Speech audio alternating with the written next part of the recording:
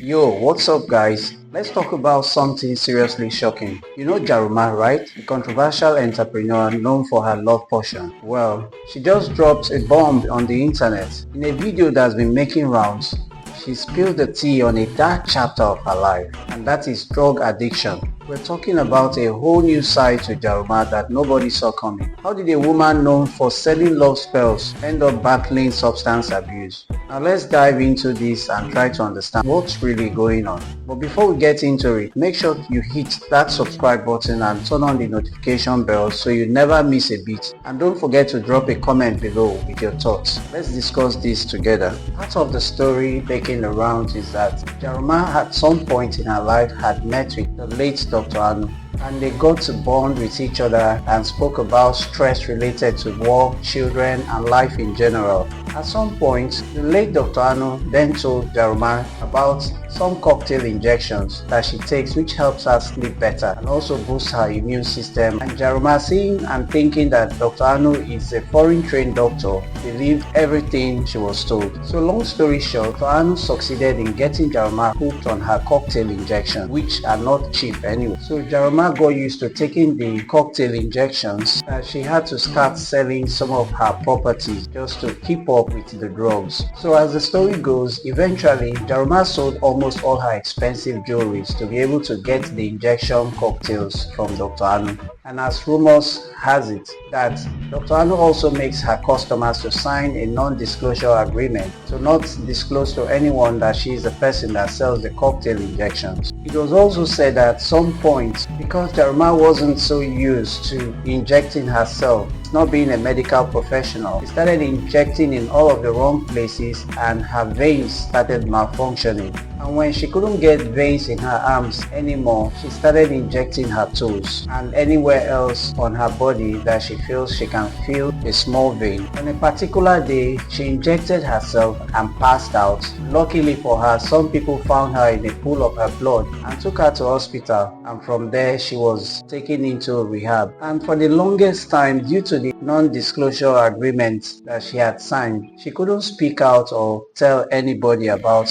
her problems. And now that Dr. Anu is late, she has now found the courage to come out and speak. So let's listen to her videos, and I want you guys to tell me what you think about this whole saga. Hi everyone, this is a Stella Domingo exclusive. I can only do this for SDK. So what happened, it actually started with the poor billionaire's wife, when the friendship started, a lot of people warned me, and people were like, she does drugs, so I should be careful so that she doesn't initiate me.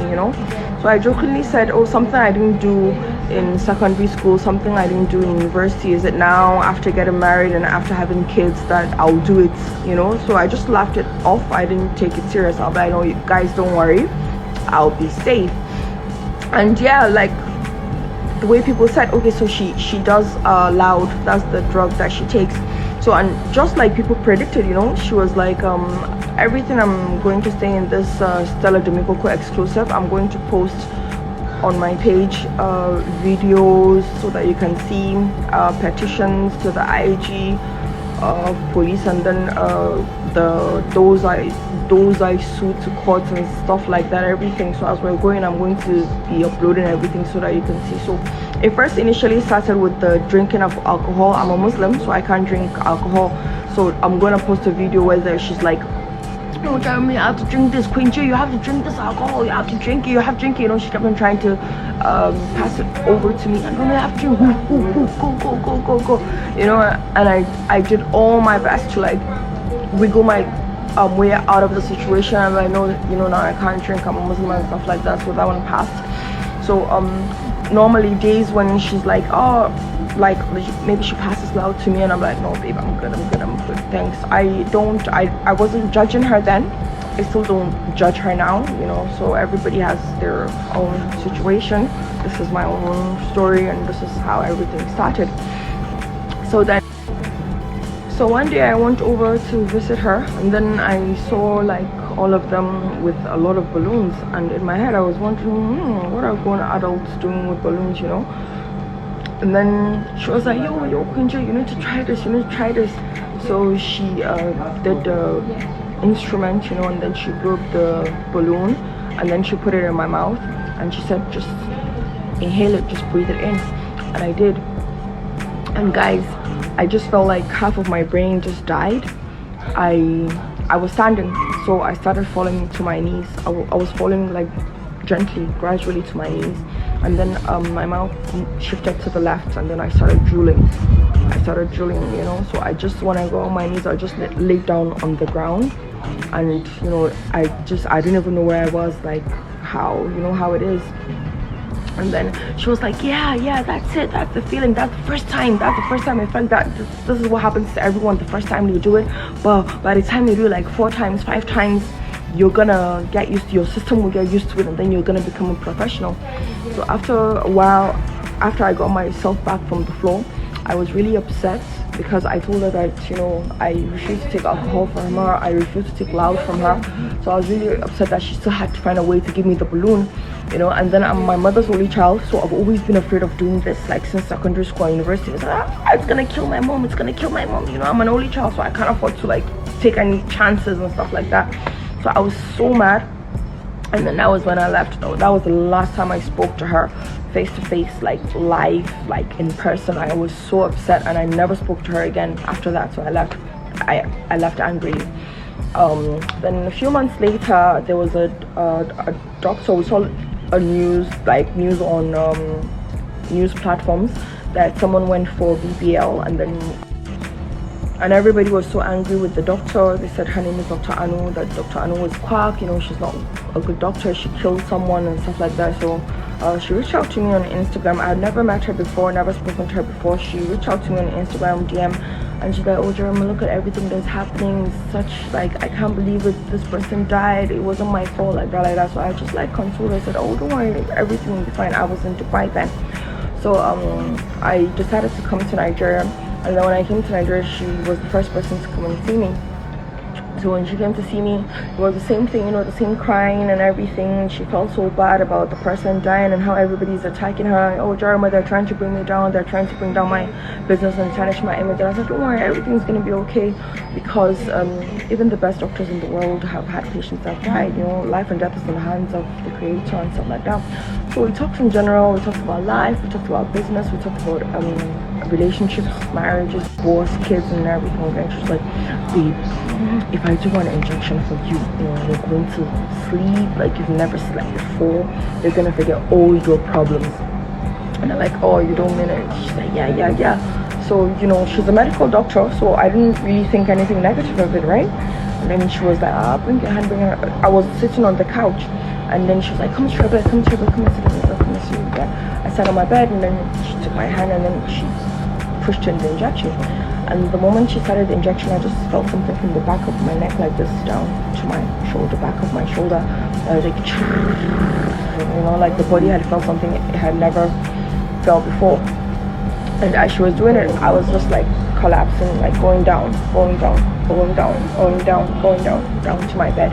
And then I was knocked out, so I don't want to like exaggerate it or so, but I think I was knocked out for like, it's really very difficult for me to talk about it, very emotional, it's serious trauma for me. It's not something I want to talk about, and I can only do this for SDK, Stella Jamiko. She's the only one I can like do this for, so it's such a terrible experience, and how I was trapped into it, So I was knocked out for like 2 weeks.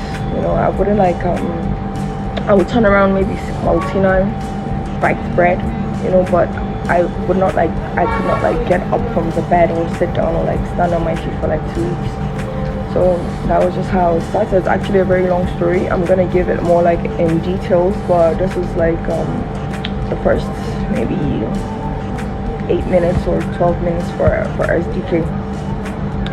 And then that was it.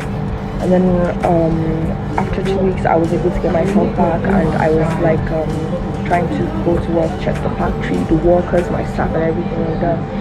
And after like 3 weeks, I think something had happened, and I just said to myself, I don't think I want to do with this, I just want to rest and I want to sleep. And then I now called her, that's Dr. Anu, and I think I sent her like to 820k. That was the first time. I had actually purchased it from her, and then she came and she did some rounds for me of the injection and stuff like that, and then that was it. And then I just like started spiraling down. I just didn't even care about going to work anymore. I didn't want to walk. It was just about, the injections. Such a terrible experience, very difficult experience. You haven't seen me in like 3 years, so I had to like take 3 years off to get well, and then take a very long break. So that's how it started, and then the spiraling down. I didn't want to walk, I didn't want to do anything. It was just all about that. And then when I tried to stop, I became very sick. I started vomiting and purging, and my body would be shaking like I have like a fever or malaria or typhoid. Like I would become very sick, and then the only time you would get well is if you do the injection again.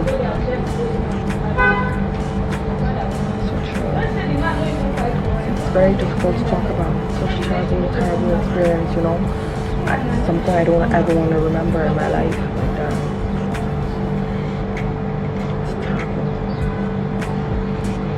Terrible experience. Yeah. So I would get really sick, so I had to go back and do the injection again. And then there was something else I wanted to tell you about that, about falling sick and everything. So at a point, so when you do it, you get well, you feel better, then you don't sleep. And when you wake up from sleep, you feel just so sad and just so depressed and just so fed up, right? So I just got tired of it, and then so this is what happened. So I'll show you, like, when you have malaria, so one glass is called one ampoule. So one ampoule stopped working, I started doing 2 ampoules, 2 stopped working, I started doing 3 ampoules, 3 stopped working, I started doing, so when I did 5, I started, like jacking, and foam was coming out of my mouth, my eye was going back. Subhanallah. My eyes were, the black was going back, you could only see the white.